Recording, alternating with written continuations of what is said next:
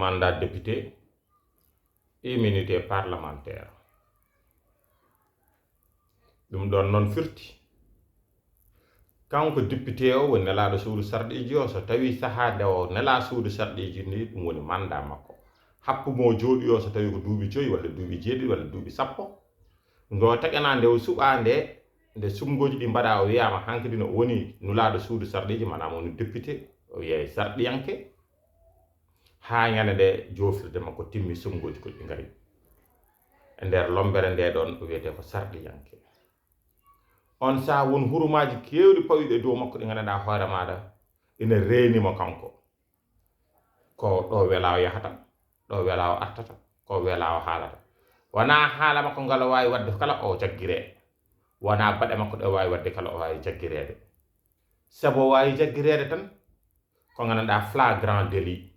jungo e faandu so neɗɗo waɗi ɗum noon on saha jagge ñaawe te wawa kadi ñaawede so wona kadi sarɗiyankoɓe ɓe hono makko jahata suudu sarɗiji to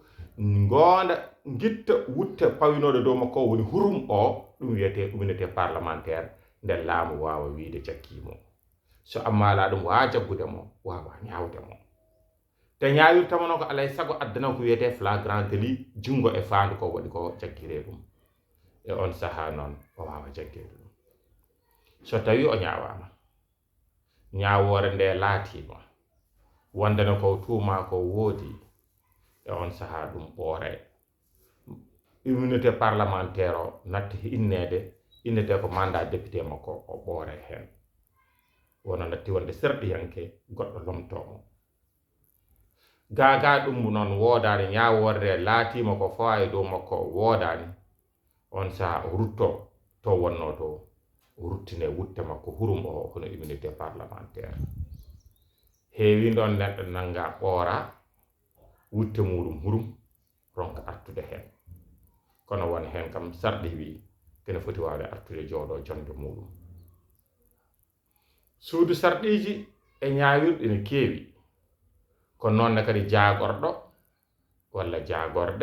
jagorgal no won hen mbirata jaggal woni ganduɗa hoore maɗa neɗɗo o jagorgal woni ministére ko noon hanki wiyata no hande noon addi konngol jagorɗo yiɗi lomtinde ɗum jagorgal saabu to banggue cellu koɓe mbi ngal o toɗɗaki neɗɗo ko ɗo o toɗɗi neɗɗo nde ko noon yo mbi ɗum neɗɗo nde ko noon ɓe payodiri neɗɗo ko manggal ko kal haldi mawdi jaggira ɗon ɗum waɗi wi ɗum ngal jagorgal gollirgal makko ngal wiye jaggal joni noon natti kanko o wiye jaggal gollirgal makko ngal wiye jagorgal joni natti wonde jaggal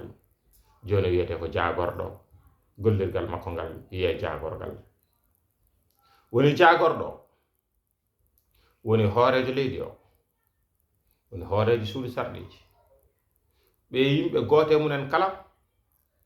mbawa ñaawede so tawi kañumene mumen ittaka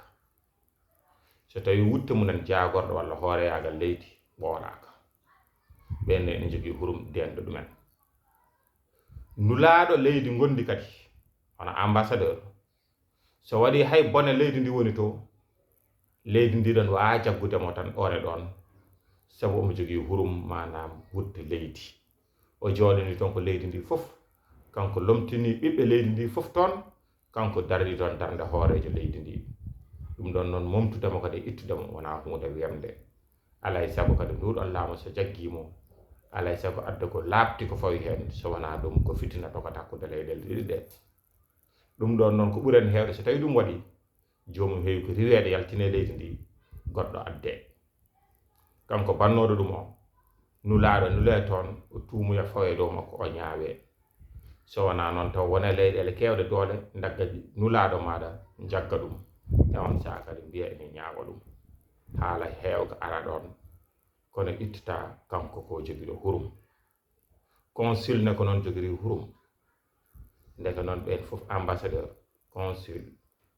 ministre